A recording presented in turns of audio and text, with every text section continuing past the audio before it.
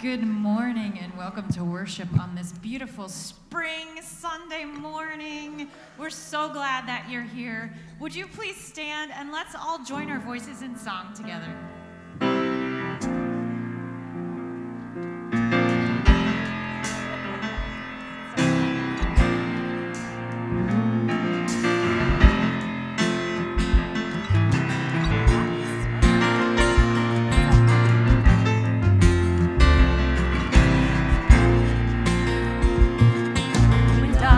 Tries to roll over my bones, when sorrow comes to steal the joy,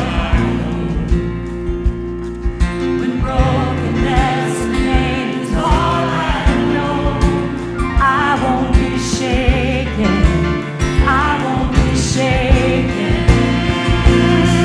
My fear doesn't stand a chance when I stand in your love. Doesn't stand a chance when I stand in your love. My fear doesn't stand a chance when I stand in your love.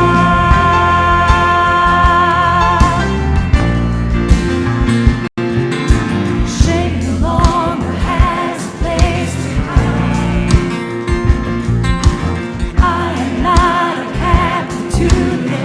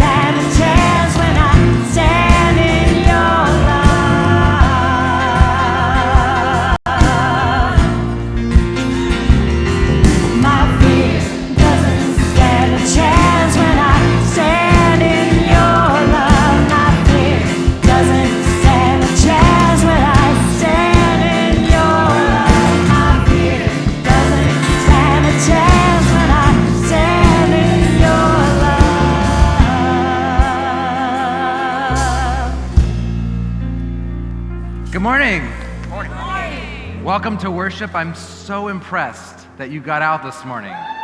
You are automatically into heaven if I have any control over that, which I don't, but you're still in.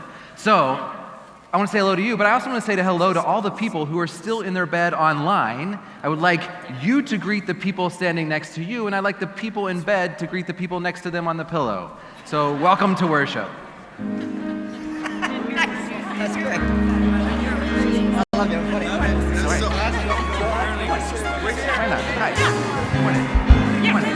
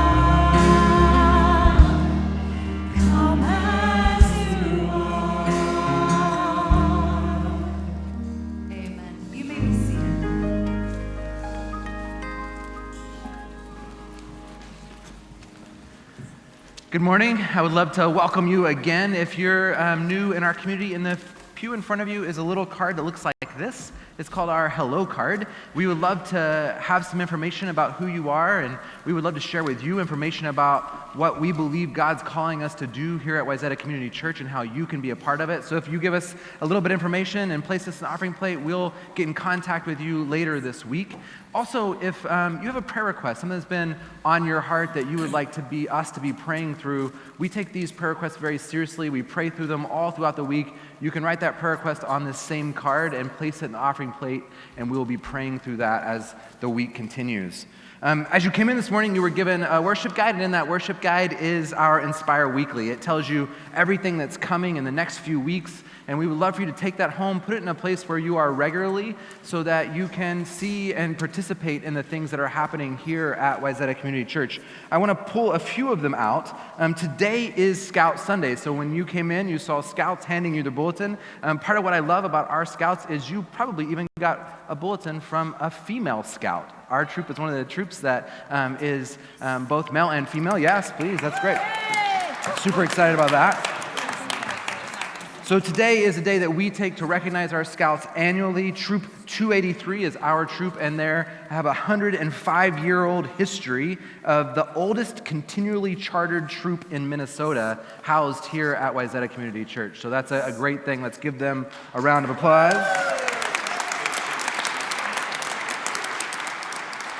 We have a 1-year-old girls troop, as said. It's the largest girls troop in Minnesota. And if anybody is interested for their kid or grandkid, or if you're a child in this room and you want to be a part of scouting, you can see Jim Gaspard. He'll tell you how to get involved in that. He's standing in the back, raising his hand right there. If you would like to talk with him, he can tell you how.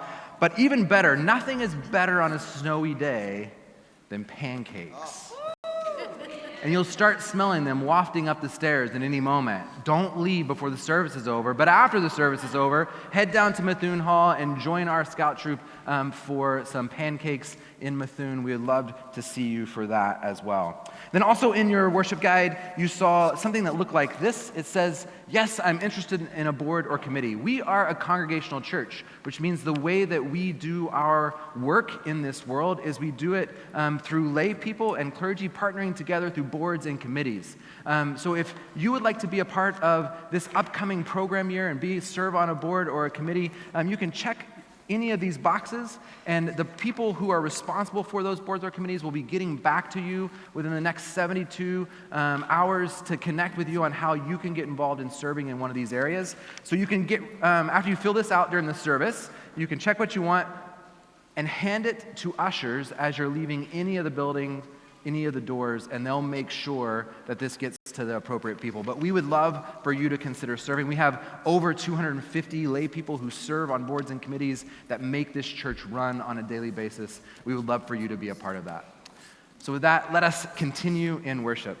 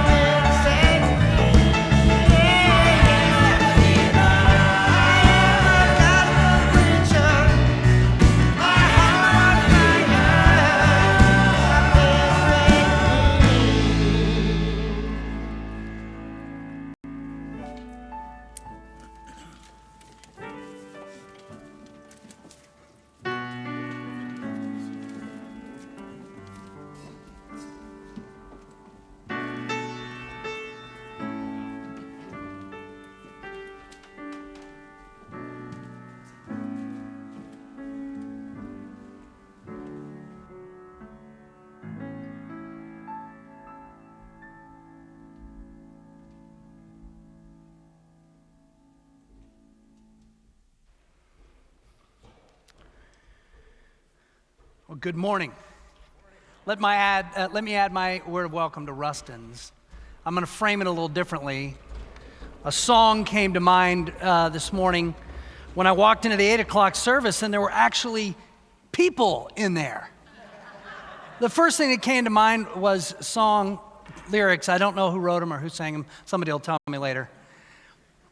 Have I told you lately how much I love you?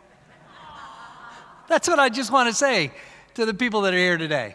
Have I told you how much I love you? Have I told you that late? Look at you coming out on a day like today to be in the presence of God, to be in the presence of one another, to worship God, to give thanks, fighting the snow, fighting the ice, all of that great stuff. Oh, you're so good to me. Listen to you. You know, it's a good thing to hear also, if we can tune our ears properly, it's a good thing to hear from God. To hear the voice of God say to you, have I told you lately that I love you? Have I showed you? Have you remembered lately that I love you?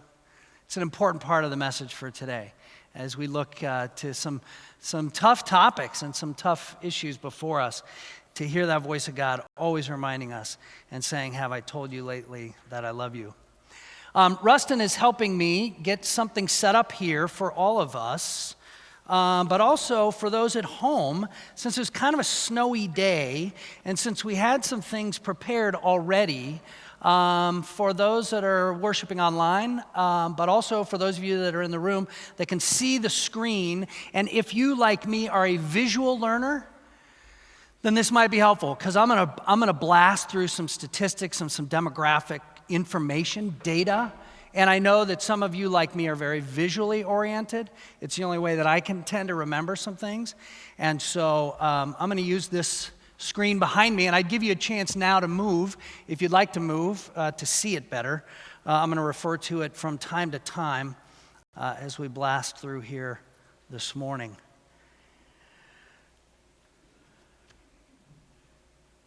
So I'm willing to bet that some of you know who said what I'm about to read. But if you don't immediately recognize these words, see if you can just maybe take a wild guess in your own mind. Who said this?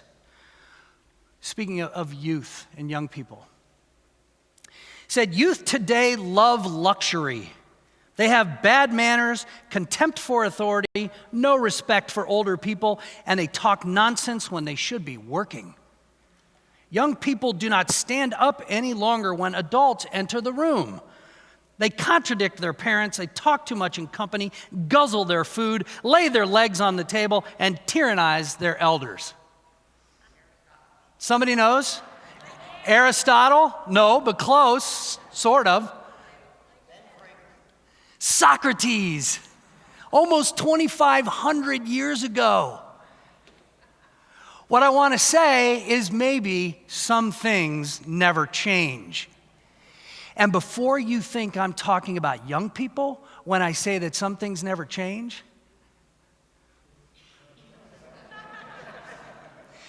I could also be tipping my cards a little bit that maybe some things never change when it comes to the attitudes of adults toward young people. Some things never change. But also, we know that lots of things do change. So we're going to spend this month of February, the next 3 weeks total, to do our best to understand these two youngest generations that are alive today, so that we don't run the risk of becoming like Socrates, just immediately critical of these people, but instead to get to know them, to understand them better, so that we can respond to them. Right now at Wayzata Community Church, in our database, we have 620 young people, and that's just high school and middle school only. You'll see that designation would be Generation Z, 620 of them in our database. Raise your hand if you're in high school or middle school and you're in the room right now. 1, raise it high. 2, 3, 4, 5. I predicted that I'd be able to count on one hand the number of Generation Z students in the room during the service. And I'm sorry to say that I was right. If that reality alone doesn't get our attention about what's happening with young people, I don't know what will. That in the life of the church, potential 620, and we got 5 in the room. And it doesn't just have to do with the fact that it's a snowy day. And it doesn't just have to do with the fact that it's 9 a.m. on a Sunday morning. There's other factors at work here. That's part of what we want to unearth. I learned at the 8 o'clock that I have to go about 4 times faster than I expected to in this sermon to get through all the stuff that I hope to touch on today. And if we don't get to it all, well, no problem. We'll pick it up again next week. But I want to make a couple of quick disclaimers. First of all, when we speak generationally and paint with a broad brush, it's always dangerous. You know, there's always that 80% in the middle that might be fairly accurate, but there's 10% of people on either end of a generation or a description that don't fit that at all. Generationally, it's always dangerous to paint with a broad brush, especially when you're a member of a different generation. I will disclaim myself as a borderline Gen X boomer. I probably relate more to boomers because I was raised by boomers and mentored and brought up in ministry with boomers. Did this just go off on me, Rustin? There it is. How do I avoid that? We'll see. But there's just always a danger in painting with such a broad brush. But it's helpful to at least get, to the heart of some of the matters. I titled the series XYZ, but really we're going to focus primarily on generations Y and Z. XYZ just was cooler and easier to remember. Those 3 represent what they call, the sociologists refer to as the connected generations. Not only because they're connected one to the other, but because they are connected in ways no generations before them connected to that great Wi-Fi in the sky. We're drawing from research from lots of different sources. I can provide those to you. There's too many to name. But most importantly, we want to hear from some expert voices in this regard. So Rustin and I have begun to interview dozens of students and young adults in this congregation, videotaping them, but also audio recording these things so that we can introduce their voices literally into the room as we go along and hear from them about the things that matter most to them. What we're hearing here locally and what the research nationally bears out is that among the biggest issues of concern for them are the 3 topics that we're going to do our best to approach. They are mental health, diversity and inclusion in one sort of category, and then climate change. These are their reported concerns. We're just going to unpack each of those. And a final disclaimer, it's ridiculous. Like, to take any one of these in a single sermon, every one of these could be a sermon series. I mean, every one of these could be a whole year of sermons as we unpack them and really drill down. But what I want to do is just introduce some important topics for you to take home with you. I want to introduce you, especially to these younger 2 generations, so that if that helps you understand and recognize them and be able to empathize with them better, that would be worth the whole effort. And in the midst of it, we have to be listening for the voice of God, for the word that God has for us in this moment and in these days. With that in mind, I want to read a passage from Matthew's Gospel. It's in the 6th chapter, which is the heart of the Sermon on the Mount, which is the heart of Jesus' ministry. The Sermon on the Mount is that longest message he gave to people. The Sermon on the Mount, Matthew 5, 6, and 7. This comes from right in the middle of that. And I think it's our task to not leave the Sermon on the Mount up on the Mount. It's our task to bring it down and to put it to work in our lives, in our church, in our communities, and in our world. Jesus said to them, "Don't worry and say, what are we going to eat? Or what are we going to drink? Or what are we going to wear? Gentiles long for all these things. Your heavenly Father knows that you need them. Instead, desire first and foremost God's kingdom and God's righteousness. And all these things will be given to you as well. Therefore, stop worrying about tomorrow, because tomorrow will worry about itself. Each day has enough trouble of its own. Hear what the Spirit is saying to the church. Thanks be to God. Can I get that water? It's dry in here.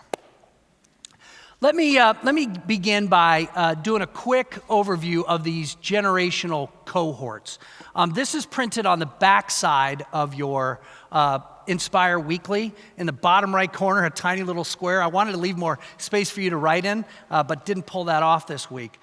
So you'll find that this breakdown, because this is sort of what we're building for.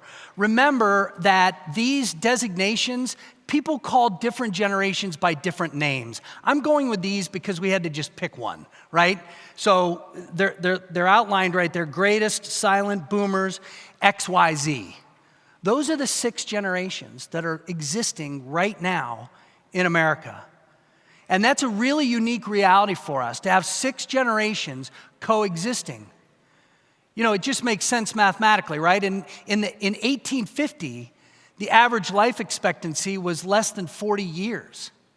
And so as technology, science, health, all those kinds of things has extended our lives, we get to live with more people. And that's really cool, but it does create a challenge in that we are existing across multiple generations, 6 at one time.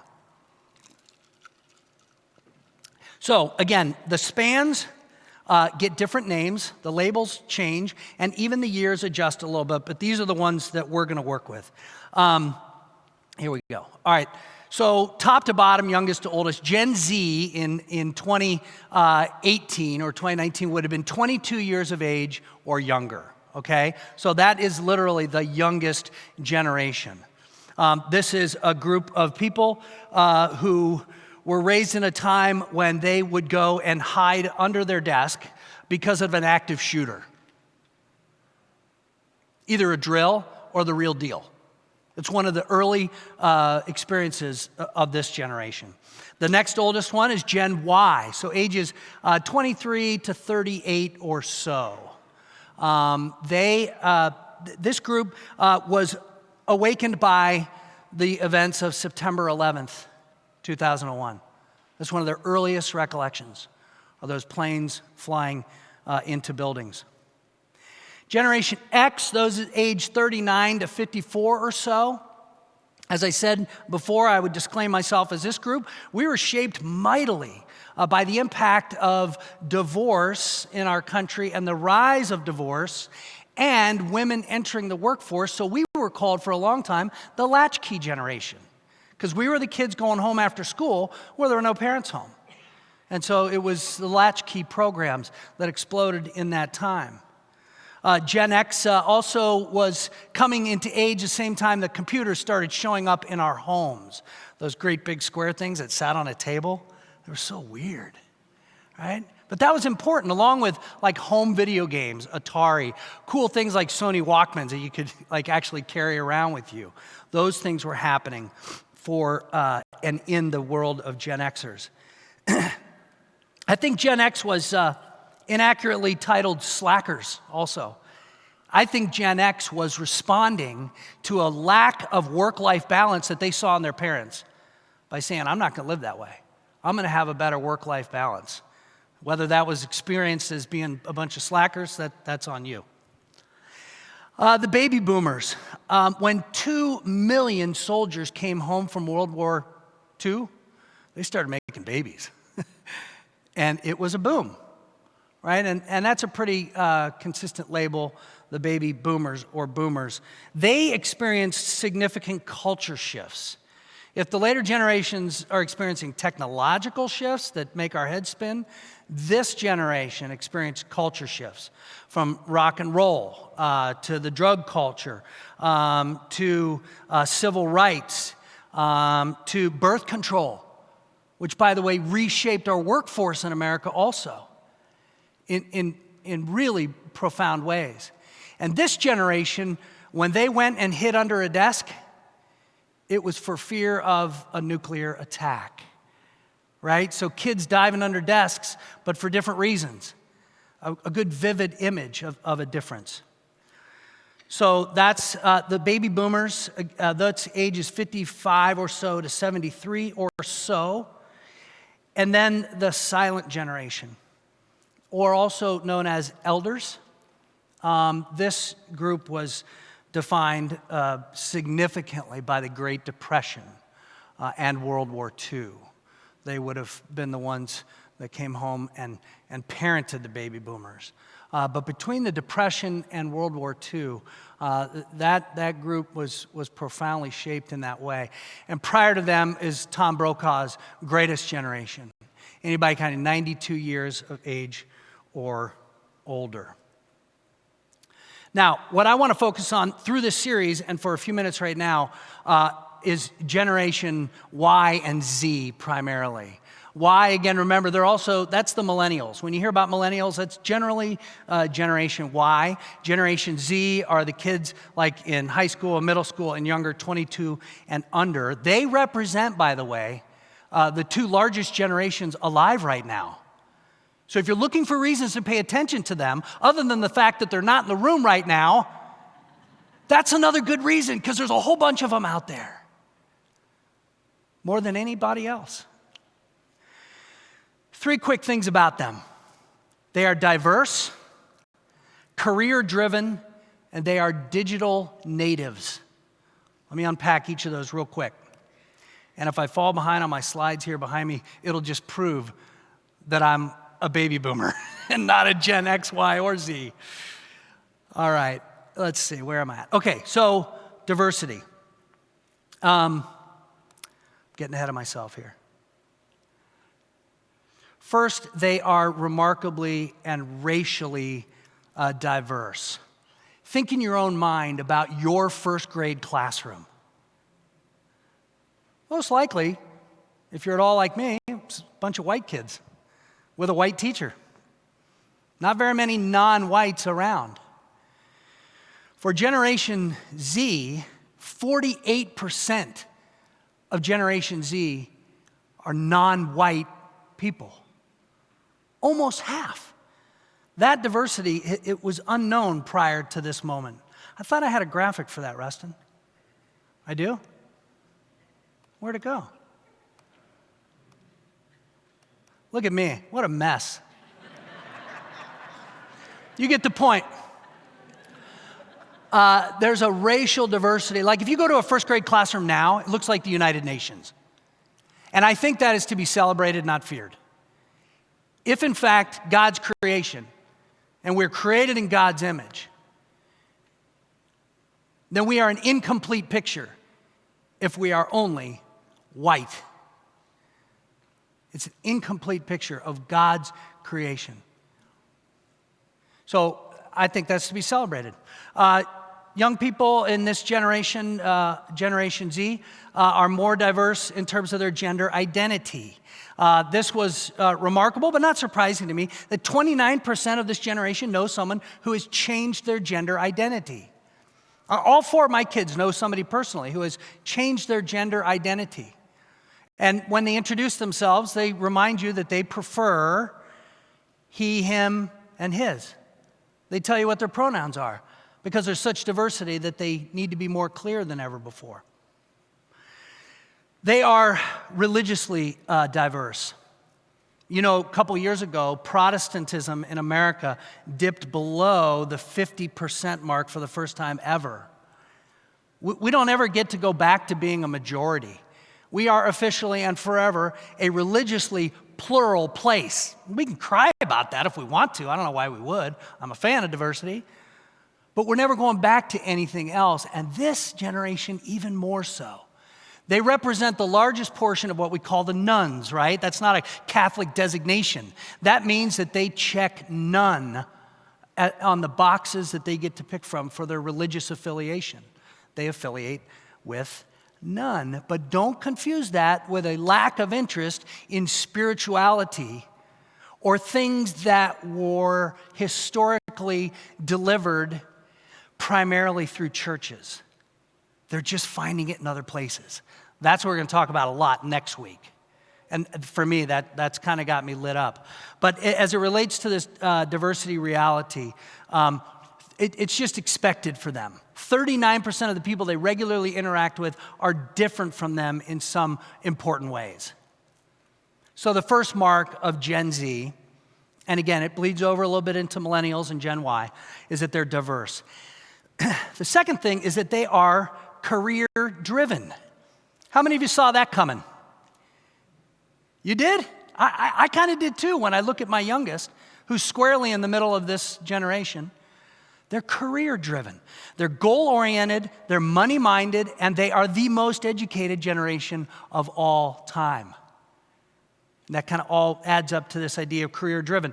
This sign here was they were asked, what does it look like to be happy? What does happiness look like? 44% of them reported success.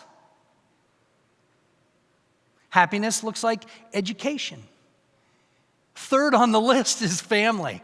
Like, what's it look like, to be happy? Has something to do with family, like down the list. You can see this is a big shift, especially when you compare it to Gen Y and Gen X. There's almost a full reversal here. It's interesting. They're also very money-minded. This question was, what makes you an adult?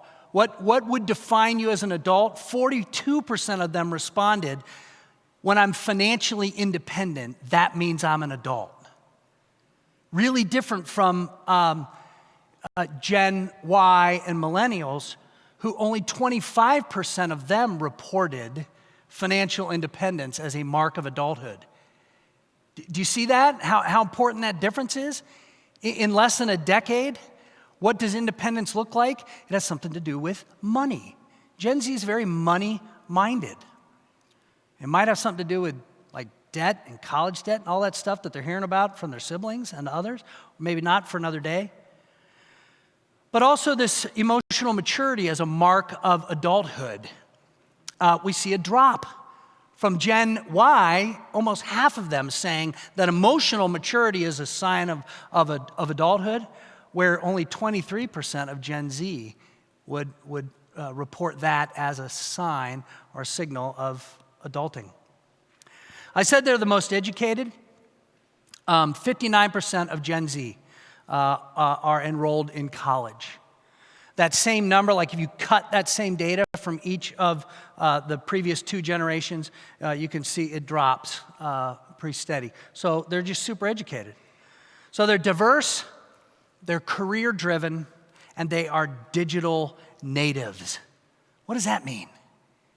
What's a digital native? It just means that that's their native language. They don't remember a time in their life when their world wasn't oriented to screens. They don't remember a day when they didn't have a screen in their pocket. I know that's unimaginable for us. Actually, maybe it's not that hard, because even some of us old fogies have a hard time remembering life without email. But do you know that for this generation, email is the most formal form of communication that they use? The rest of it, like 95% of it, is texting and social media platforms and all those things. They're digital natives. They call them screenagers. Have you heard that before?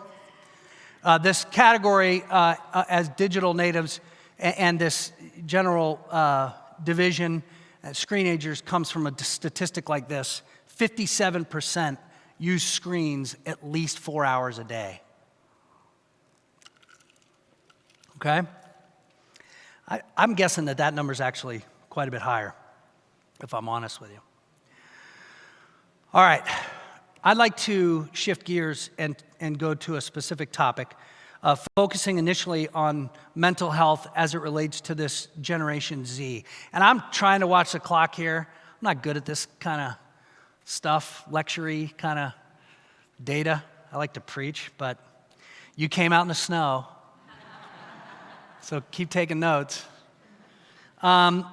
trying to paint a quick picture, but a really important picture. When we talk about mental health, we hear this as one of their top 3 issues, as I said, not just nationally, but in our early conversations with students here, it's right at the top of the list. They're very concerned about it. Mental health includes things like, but not totally inclusive list, depression, anxiety, bipolar, attention deficit disorder, things along those lines. I think one of the most important statistics for us to remember is this one related to depressive episodes. There's been a 62% increase since 2011 among 12 to 18-year-olds. 62% increase in depressive episodes. That's stunning. When we look at anxiety, and we can compare ourselves to the world for a moment here, 1 in 5 youths around the world report a battle with anxiety. That would mean that it's getting in the way of their life somehow in significant ways. 1 in 5 youths around the world, but 3 in 10 in the United States dealing with anxiety in some form. I do think it's really interesting, and I'm not going to go super long on it, but if you were to take 2 trend lines and put them, or 2 charts and lay them right over top of themselves, they'd be headed in the exact same skyward trajectory. And that is, first and foremost, the use of social media platforms and mental health issues over the last decade or more. How many of you use Facebook? You have to be honest, you're in the house of God. So we all know about Facebook. 2006, it didn't exist. There were 0 users. Do you know what the number of users of Facebook is today? Over 2 billion. Okay, so through the roof, right? But that's what us old fogies use. Kids, the second highest used social media platform is YouTube. Massive growth in that. But then there's a whole bunch of others. WhatsApp, Instagram, WeChat, Tumblr, TikTok, Reddit. Do you know Twitter is the 9th most used? I thought it would have been a lot higher, at least if you listen to our news reports, which is really kind of gross that our news has been reduced to 142 characters or whatever the number is. It's 9th on the list of social media platforms being employed. Pinterest and then a couple of others. I don't think that it's an accident that both of those lines are going up. I don't want to harp on social media. I don't want to slam social media alone. I just want to say that I think it's a big part of what's happening. And we'll talk about that again a little bit more later. But just for now, 39% of Gen Z report feeling worse after going to their preferred social media platforms. 40% feel worse after they went. And when you multiply that by the number of hours that they're doing this on a daily basis, they're in a constant state of despair, of feeling worse about themselves. Again, painting with a real broad brush, but I think we can all agree there's something going on there. One other, and maybe most important, issue related to mental health has to do with suicide. We've seen a 50% increase in 12 to 18-year-olds that actively consider suicide. 50% increase in just about a decade.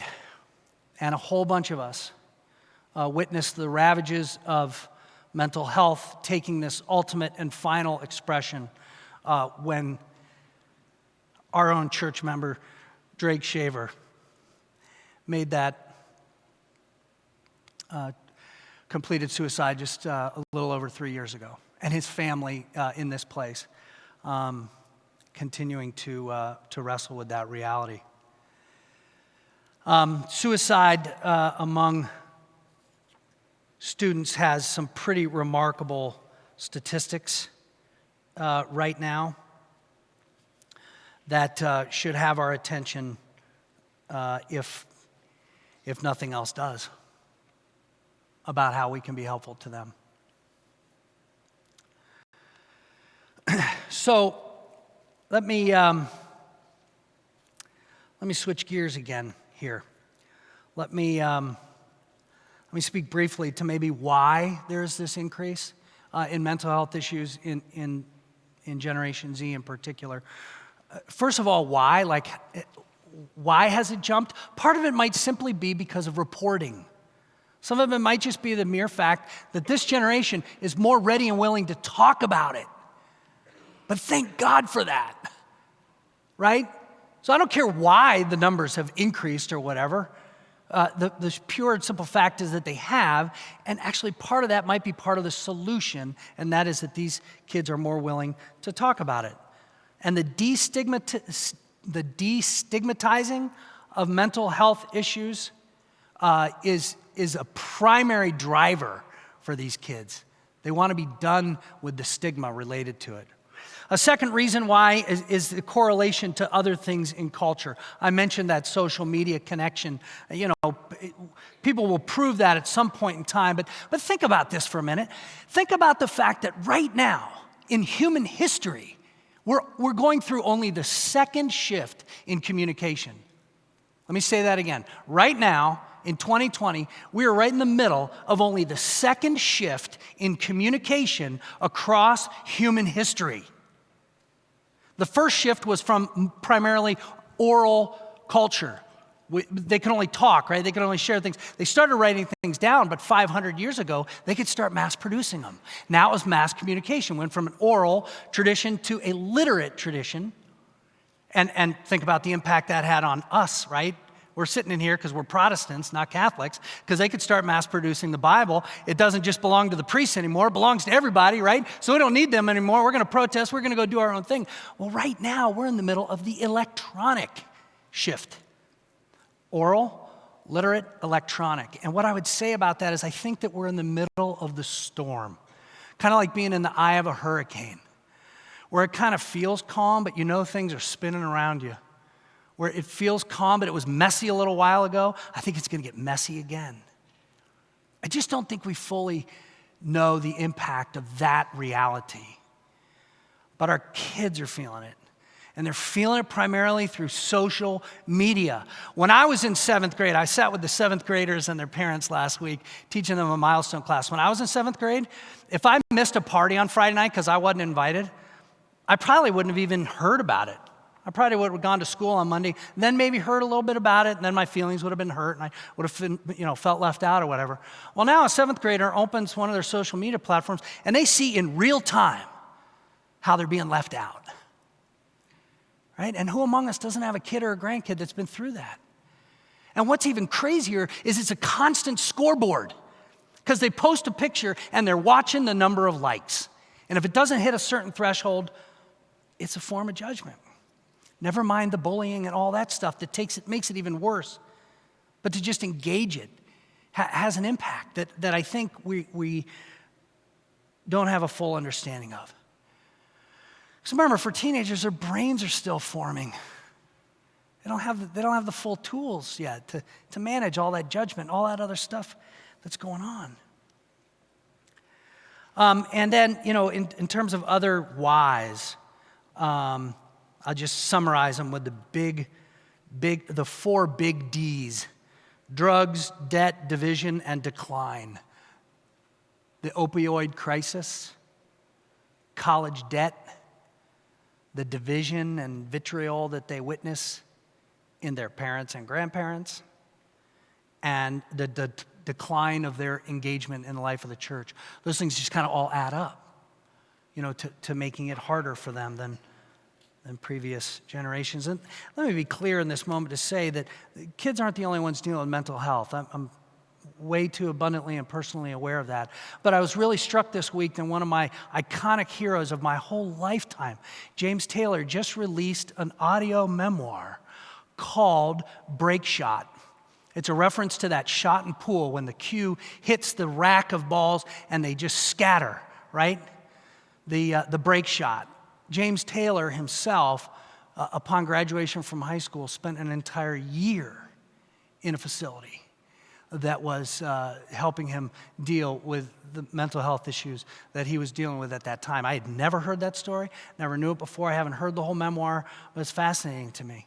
And even in recent times, Gary Goldman is one of the funniest stand-up comedians I've ever heard. He is hilarious, and he's mostly pretty clean, which makes it really amazing. But Gary Goldman himself just put out a movie, kind of documentary, I think it's only on Prime Video, called The Great Depression. A very real, very raw portrayal of his dealing with debilitating depression, even in the midst of this very public sort of life. And we know other stories from newspapers and magazines, but we also know them from our own lives. So what do we do about it? Doggone it, I'm gonna have to do this quicker than I wanted. What can we do? And I mean we, like now I'm back to local. What can we do? What can a place like Wayzata Community Church do? What can you do? First, you can follow their lead, and you can talk about this stuff more.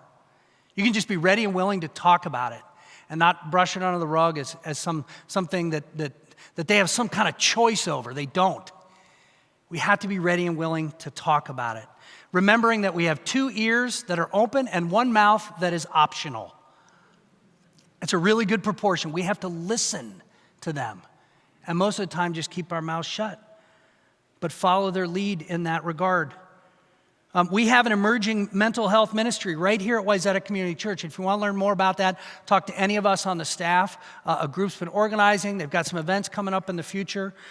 That would be one way that it looks like for us to follow the lead of our young people. Take a mental health first aid class through NAMI.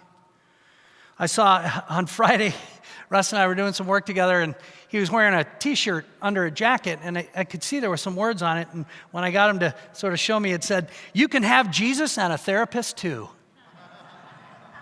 Right on. Right on. First, we can follow their lead. Second, we must treat mental health just as we do physical ailments. It was almost 12 years ago that Wayzata Community Church's own Jim Ramstead and colleagues in Congress passed the Mental Health Parity Bill, which required insurance companies and other care providers to treat mental health and addiction issues the same as physical ailments. And yet here we are 12 years later, and a majority of places are not adhering to that law. Just like a stomach ache or a fever or a broken tooth or a sprained ankle like my son Logan had this past week. When something like that happens, we take him to see the doctor or the dentist, or we get an x-ray. When something comes up that looks like mental health, you got to treat it like any other ailment. And you got to get help. Wayzata Community Church instituted a safe church policy which addressed this issue and others in the last couple of years. And I got to tell you that my dear friend and brother, Tom Shaver, you talk to him about his son Drake's death. The number one thing he'll tell you, and he's told crowds of people by now because he's begun to speak about it openly, is the number one thing is you just got to get help. You just got to get help. There's an 80 to 90% success rate with depression and anxiety that's treated, that's dealt with, that's faced. So follow their lead. Treat mental health just as we do mental ailments. Develop meaningful relationships. This is the third thing. Develop meaningful relationships. You know what meaningful means? It means being in the same room with them. It means face to face. It means in person. It cannot be on the phone. I think it's so ironic that Facebook or whoever started Friends. Really? I got like 1,400 friends. I'm not sure where I know half of them live. Those aren't friends. Friends are people that you're with sitting face to face. And students need 5 non-parent adults in their life to thrive and flourish. 5 non-parent adults. That's why we ask you to work with our middle school students for a whole year, not just a week or 2 or a month. That's why we ask you to work with our high school students for 4 years. Because it develops relationships that matter and change lives. Both of my older children, Brady and Madeline, have both suffered with mental health episodes through their college years, and I can tell you, without the adults that they know in this church, they would not have come through as they have. Period. Hard stop. Walking in just now into church, one of you said, "Hey, I'm going to be talking to Maddie tonight. We're working through a few things together." And I was like, "You're one of 5. You're one of my 5. You're one of the 5 that she needs." And thank God for you. Camp, by the way, it's not just for kids. It's the best bridge we offer to adulthood. Camp. Huge, huge part of what it looks like to build relationships and to have kids here and at the table. And finally, we just have to bring faith to bear on all of this pain and suffering. We have to bring our faith to bear on it. Jesus is a very compelling character to these generations, but he's compelling to them in different ways than he is to us. It's not about what happens when we die. For them, it's about what happens when we really live. It's not about what we believe, it's about what we do. And if you look to Jesus as your pioneer and perfecter of faith, it's going to mean you got to get to work. You got to take some action. Micah 6:8 is not just the nice end of a worship service for them. It's the beginning of a day spent doing justice and loving kindness and walking humbly with God. Jesus dealt with ailing people all the time, physically, emotionally, mentally ailing people. He's a very compelling character to them. We have to keep the imagination of a life spent following Jesus placed before them in compelling and important ways. But let me be clear, bringing our faith to bear on this does not mean that we're always going to be happy. The pursuit of happiness is in our Constitution, but that's just a pursuit of happiness. Being a person of faith and bringing faith to bear on this does not mean we're all of a sudden going to be happy, in spite of what a lot of the preachers on TV right now are saying to you. Bringing our faith to bear does not just make us happy. Bringing our faith does not mean that we won't suffer. We will suffer. And bringing our faith to bear on this doesn't mean that we can just pray it away. Prayer is critical in a life of faith, but it's not a transactional deal. And Jesus himself is the one who prayed, my God, why have you forgotten me? Why have you forsaken me?" It's honest, it's real, that's prayer. But it's not prayer for some quick fix. Bringing our faith to bear on this means that we're never alone. Jesus promises to be with us. God gave us the gift of the Spirit, and we have one another. Community is our middle name. We've talked a lot about that. It's one of the key things that these generations also, what they seek and what they crave. Bringing our faith to bear means that we matter to God. And bringing our faith to bear on this means that we're Easter people.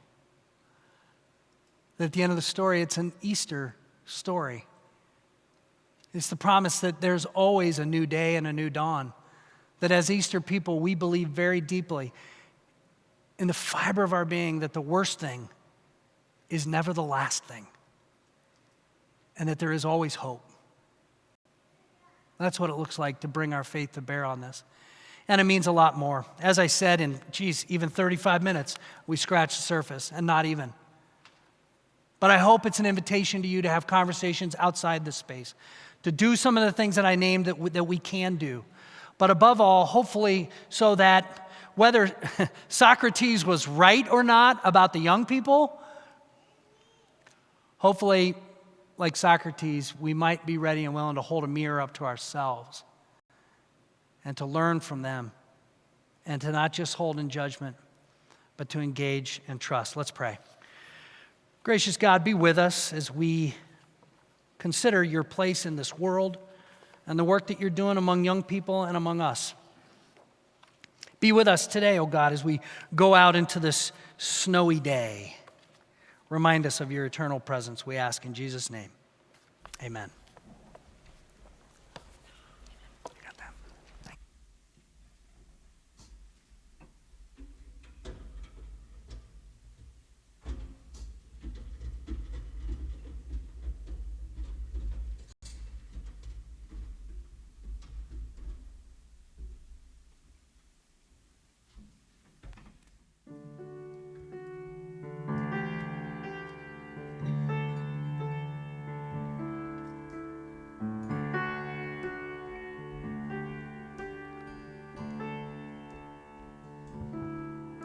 been strong and I've been broken within a moment. I've been faithful and I've been reckless at every bend. I've held everything together and watched it shatter. I've stood tall and I've crumbled in the same breath. I have wrestled and I have trembled toward surrender.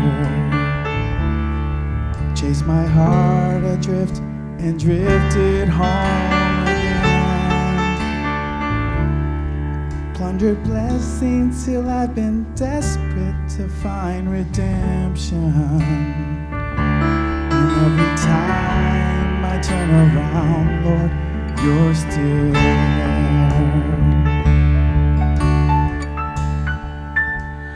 I was found before I was lost. I was yours before I was not. Grace to spare for all my mistakes, and that part just breaks me. And I I don't deserve this kind of love. Somehow, this kind of love is who you are. So grace I could never add up. Be somebody you still want, but somehow you love me as you find me.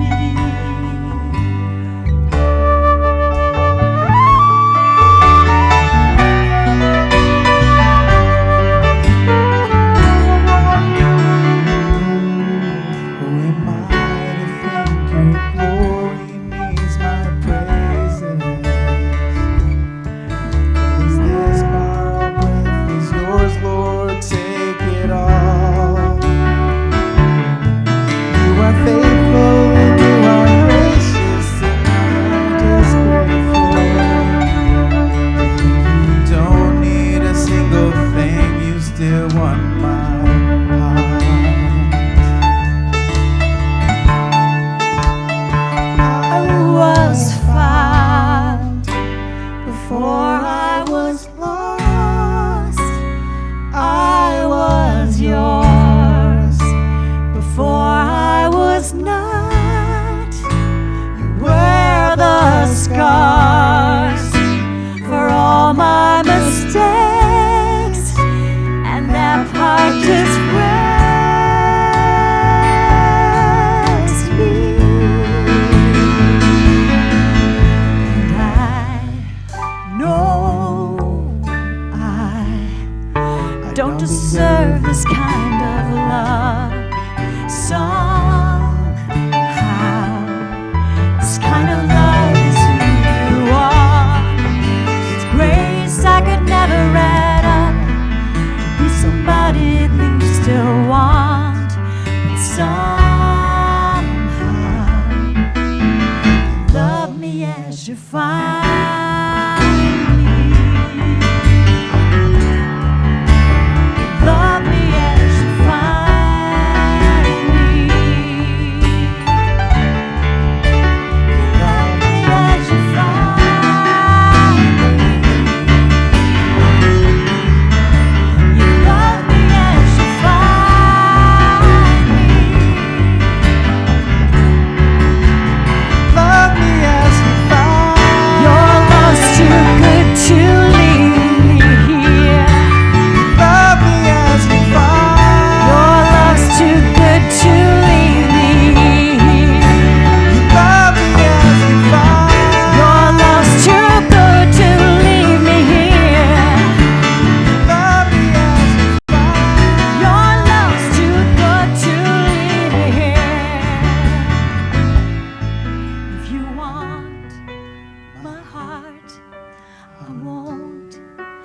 second guess, 'cause I need your love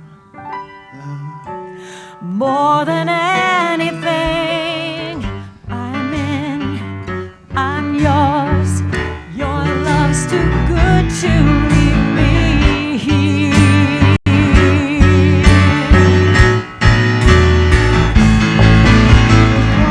You want my heart. I won't second guess if I need your love more than anything. I'm in, I'm yours. Your love's too good to leave me here. Your love find me here. You love me as you find me, Lord. You love me as you find me.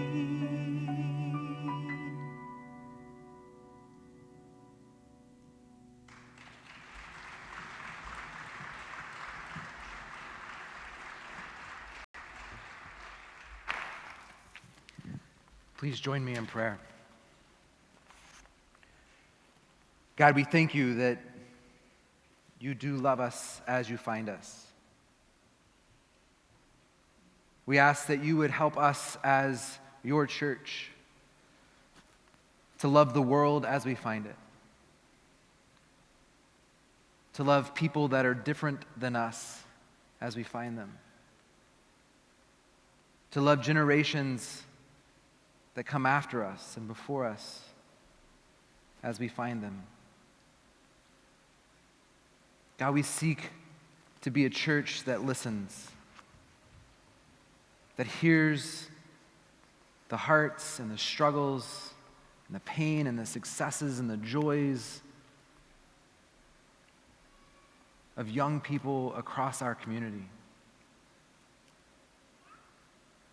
Give us wisdom to listen deeply, to listen loudly. Help us to respect these younger generations. God, they're struggling, and they need us. So may we come into that need without judgment and walk alongside them as they figure this journey out.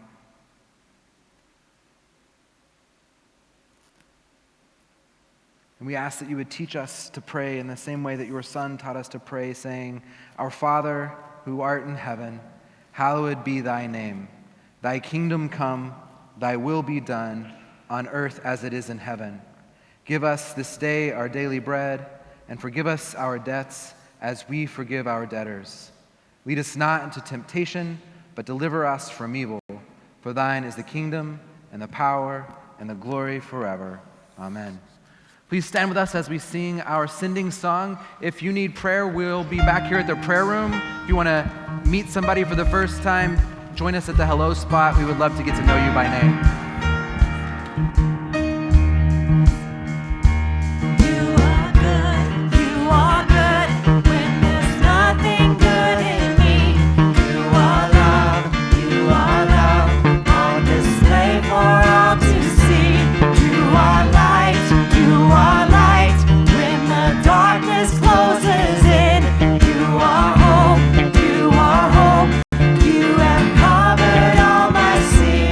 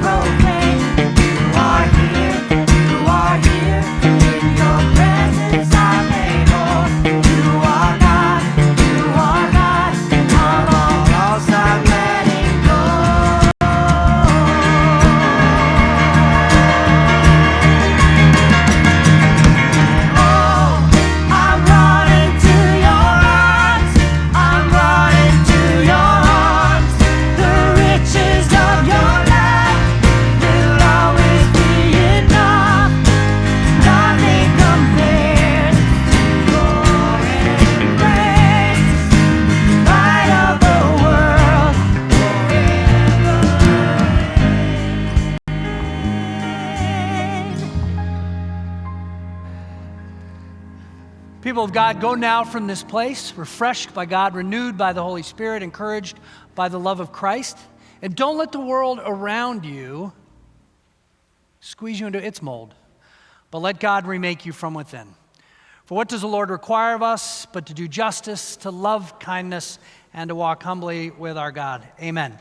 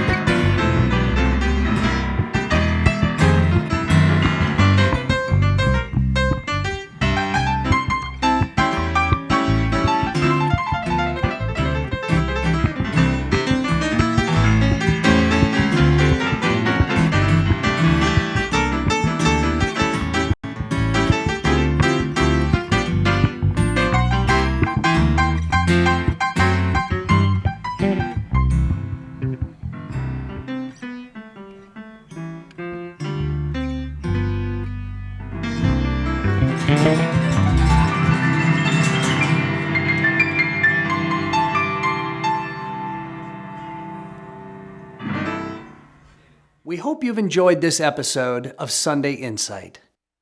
Wayzata Community Church is a United Church of Christ congregation that welcomes all people into every aspect of our ministry and full membership of our church, believing deeply that discrimination and exclusion in any form is incompatible with Christ's message of unconditional love. If you'd like to learn more about Wayzata Community Church, please visit our website, follow us on Facebook, Instagram, and Twitter, or download our weekly podcast. And we'll see you in church.